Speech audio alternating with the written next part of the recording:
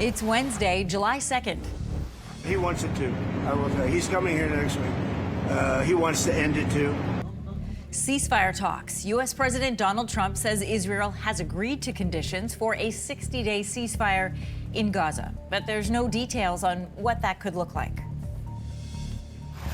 The status of the fire is still considered out of control, and that's largely because of the weather.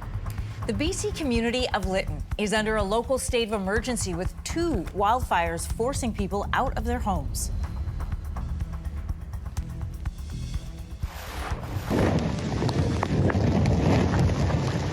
Wild weather. Mexico's army is on standby for any relief work as Hurricane Flossie moves up the country's Pacific coast. He jumped in after her, and they were treading water, and he was just holding on to her. A father and daughter are alive after going overboard off the 4th deck of a cruise ship. Stay with us, Canada. Your morning starts right now.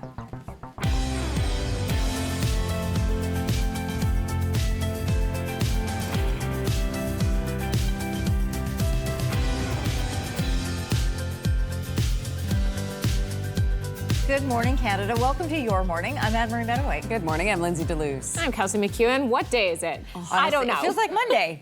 Honestly, it for me felt like Thursday. Surprise, it's not. It felt like Thursday. Yes, but Why it's Wednesday. Thursday? I don't know. But then realizing I have one more day, and then I said that to our executive producer Jen, where she was like, "Feels like Monday for me, but I'm on vacation tomorrow, so I don't know what day it is." Yeah. Man, this week. Anyway, I know. welcome. We're already halfway through. How about that? That's one way to look at it. Yeah, and obviously a lot of news to talk about, so let's jump in. U.S. President Donald Trump says Israel has agreed to the, quote, necessary conditions to finalize a 60-day ceasefire in Gaza. Well, he wants to. I can tell you he wants to, and I think we'll have it. I think we'll have a deal next week. That's what I think. Israeli Prime Minister Benjamin Netanyahu is set to meet Donald Trump in the U.S. next week. The president believes Prime Minister Netanyahu wants the war in Gaza to end. In a social media post, the U.S. president says during a ceasefire, his country will, quote, work with all parties to end the war. Israel has not confirmed it has agreed to the conditions of a deal, and a Hamas official says the group is ready for a ceasefire but wants a complete end to the war in Gaza. Ottawa says it has removed all of its barriers to free trade within Canada, but experts say more work needs to be done. That's not all of the work. It's really the policy changes and the regulatory work and the standards changes that has to come about for free trade to actually take place. On Monday, Ottawa announced it had removed all of its remaining exemptions from the Canada Free Trade Agreement. It was part of a promise to achieve free trade by Canada Day. Now it is up to the provinces and territories to bring down their own trade barriers. There is some progress on that front in areas like alcohol sales and interprovincial labor.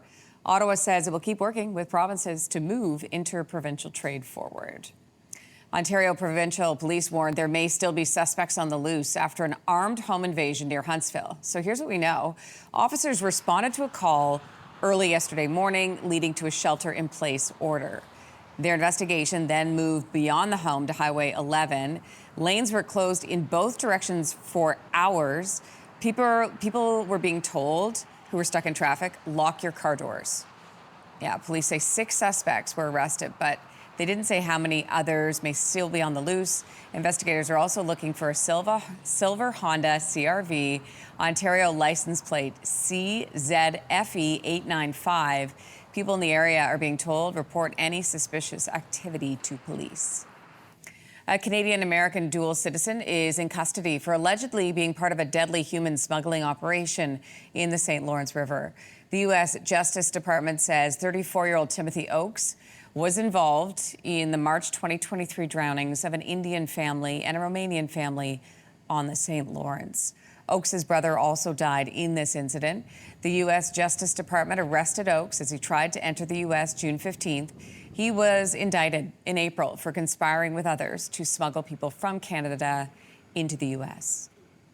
The BC community of Lytton is under a local state of emergency because of an out-of-control wildfire burning nearby.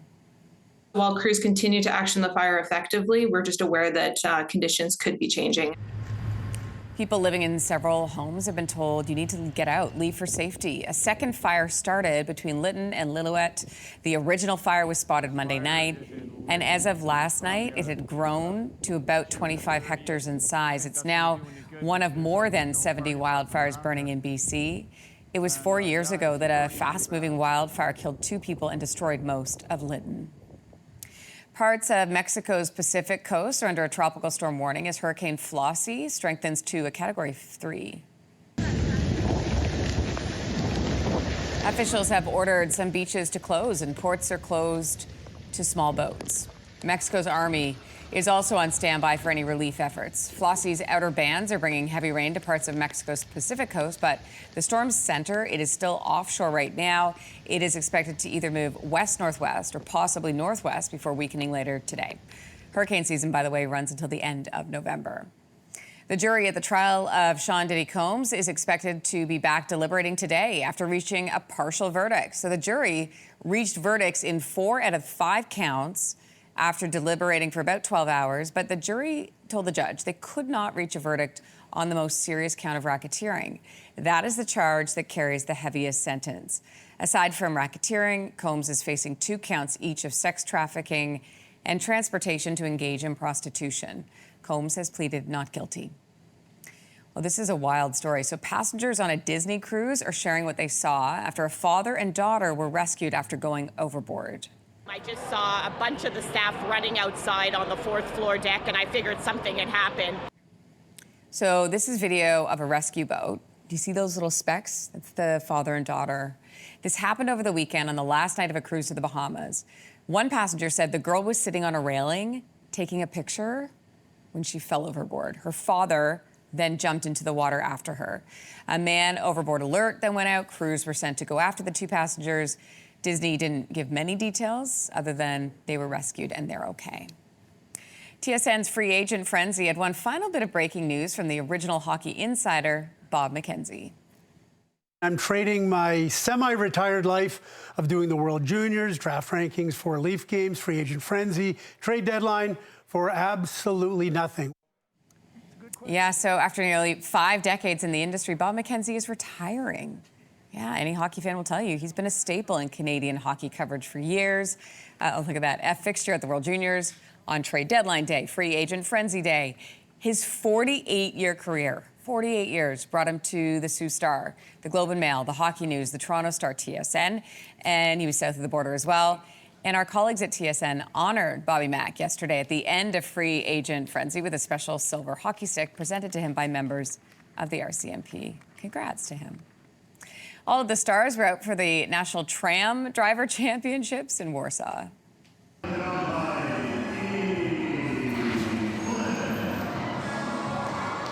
Tram bowling. The event included 10 different competitions testing the driver's precision and control of the tram. Obviously, one was bowling. So another forced them to navigate close to cardboard figures without touching them. There was also a competition focused on precise stopping. The winner, oh, look at that, that's so funny. The winner received an invitation to participate in the World Tram Driver Competition in Vienna in the fall.